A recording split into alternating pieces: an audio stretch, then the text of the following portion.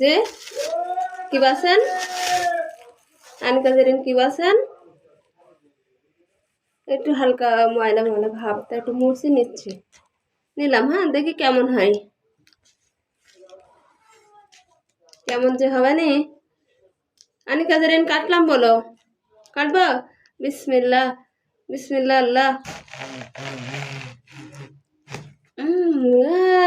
আরে বাবা রে, সাদা ফকফকে একবারে, খুব একটা ভালো না, দেখছো ভালো না। কেমন হবে তা কি জানি। খাবেন? শিগগির খান, দেখি কেমন হয়।